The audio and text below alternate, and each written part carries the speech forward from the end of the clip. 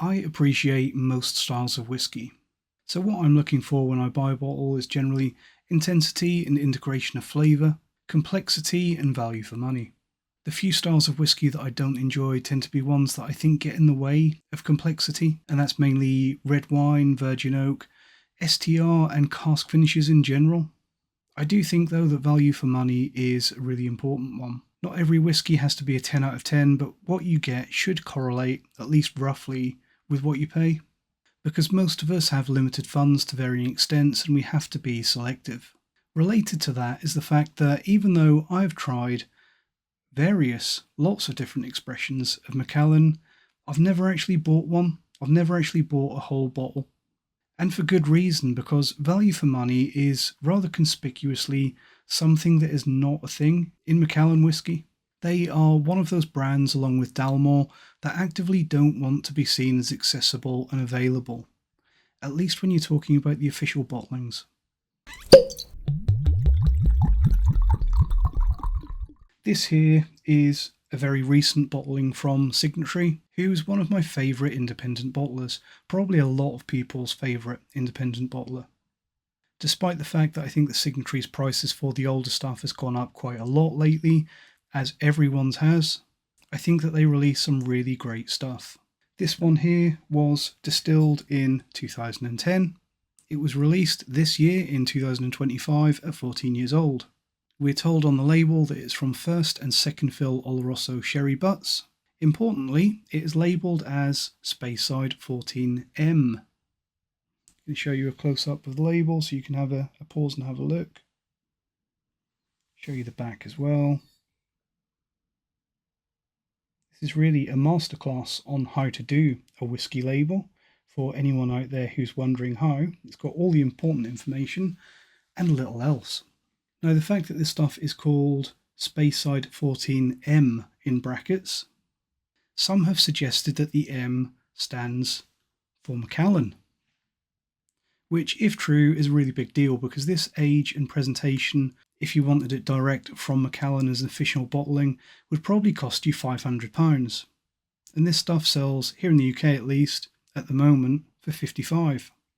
It's bottled at a brilliant drinking strength of 48.2% ABV. It's declared natural colour and non-chill filtered. So it has the full bingo sheet of quality guarantees. Isn't it funny how often independent bottlings manage that and how rarely official bottlings do? Why is that exactly? I'm going to tell you my little theory. I think that independent bottlers like Signatory and Thompson Brothers and Berry Brothers, when they make a whiskey, they are aiming for quality. They're trying to make the best possible whiskey that they can, and they want you to know that. Official bottlings, on the other hand, a lot of the time I think they're just looking for a way to upsell their customers and maximise profits. They don't want us thinking or even knowing about quality practices like non-chill filtration. It doesn't help their profits. That's, in my opinion, why a lot of official bottlings, they tend to keep the important details a secret. Even bizarrely sometimes when they are actually doing the right thing. They don't want us thinking about these things.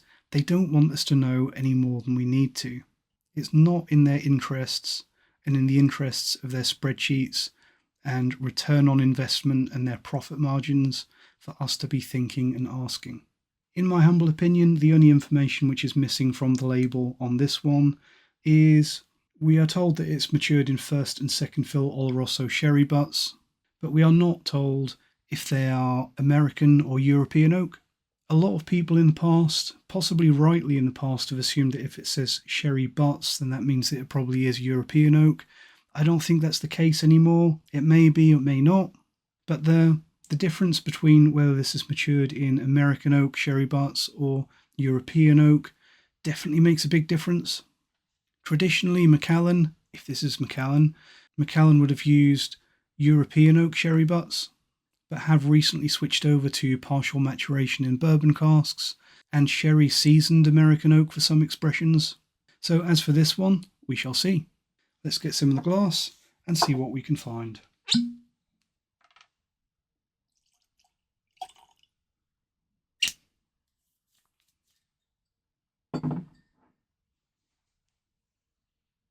We know that that is natural colour. So even that looks quite dark, and if you had this as a blind dram, you might suspect that that might be artificially coloured. That is the colour of first and second fill Oloroso sherry butts. Macallan 14M on the nose. Quite sweet and nutty, very approachable. Sweet and nutty, brown sugar, a little bit of a Christmas cake note, Dundee cake, like a fruit and nut, sugary syrupy cake. Quite Christmassy. Sultanas, pecans, and quite waxy as well, waxy and oily, well matured malted barley spirit.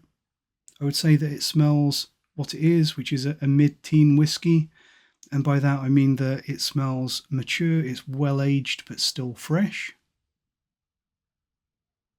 A little bit of a confectionery foam bananas note on the nose. Foam bananas and juicy maltiness, offering a little bit of a slightly surprising fruity brightness. There is a slightly hard and mineral and quite interesting side to this whiskey as well, though. A little bit of flintiness in there. Kind of almost but not quite struck match, but definitely a flinty quality. Quite meaty, and a little bit of a hint of gunpowder and polished wood on the nose. Overall, a wonderful characterful whiskey, excellent heft, and very dense aromas. Let's see how it tastes.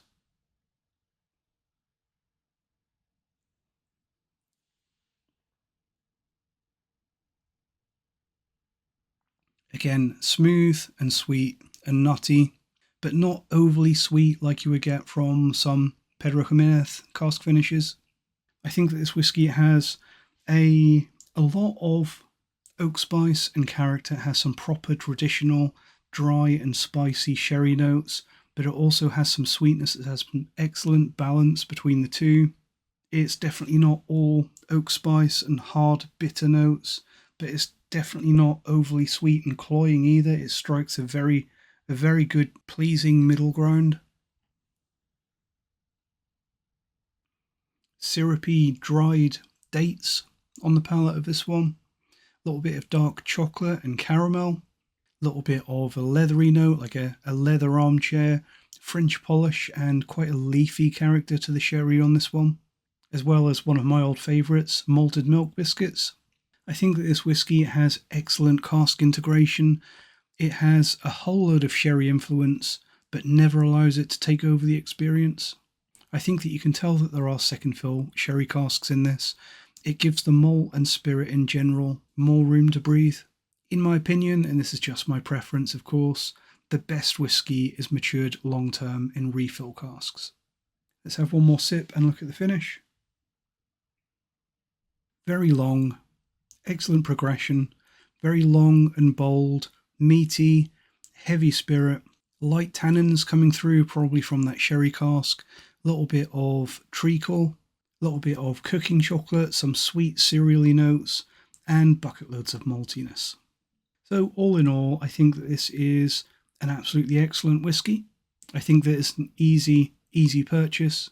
I think that it's a very hearty, heavy and robust spirit. It's just got that dense character that people often associate with worm tubs. And I think possibly why it kind of brings that to mind for me is that I think that this whiskey has a little touch of sulphur to it, and it's sulphur in a good way. I don't mind sulphur in whiskey. I think that it can add some very interesting character as long as it's kept in check.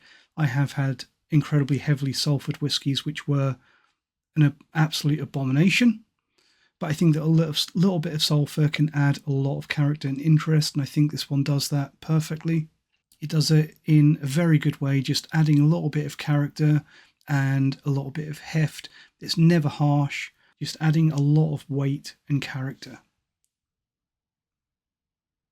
You can absolutely tell that it's been matured in Oloroso casks.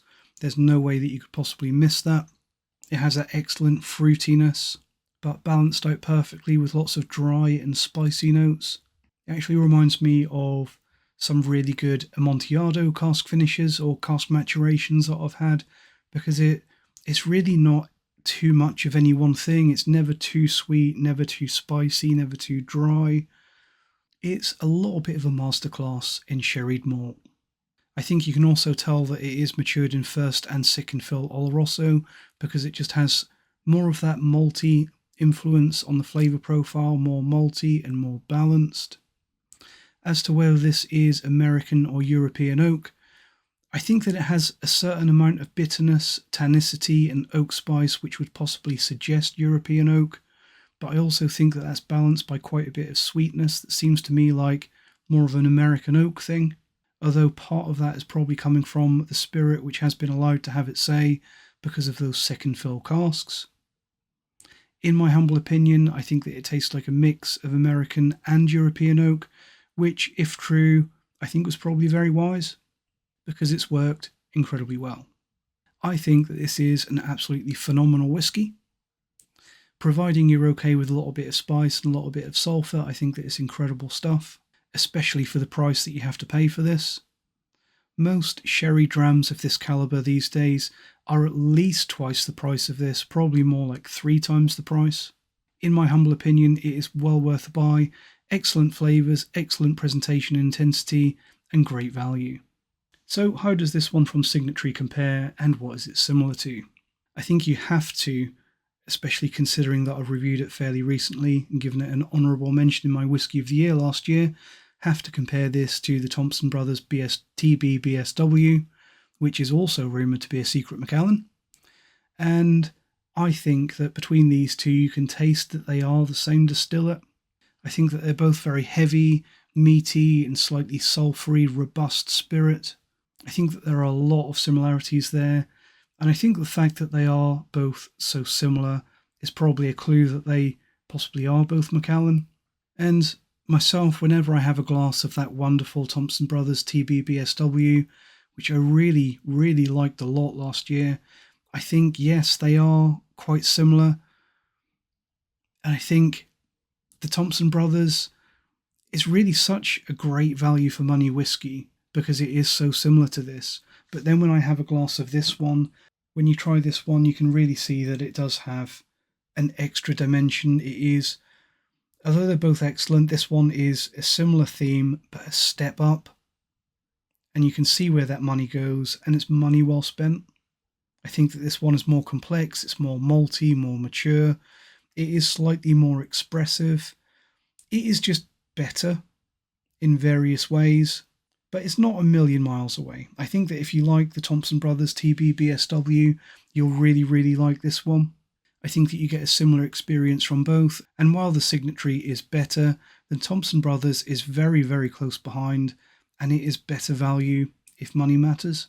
Comparing this to probably the other big player on the sherried whiskey scene at the moment, and that would be Bunnahabhain 12-year-old. I think that this is a little bit less sweet than what you get with a Bunnahabhain 12. Bunnahabhain, in my opinion, these days tends to run to the sweeter side of sherry, and that's not a bad thing. They do it incredibly well. I think that this Signatory is a little bit denser, a little bit spicier, a little bit oakier. I also think that the Signatory is a little bit more complex and malty.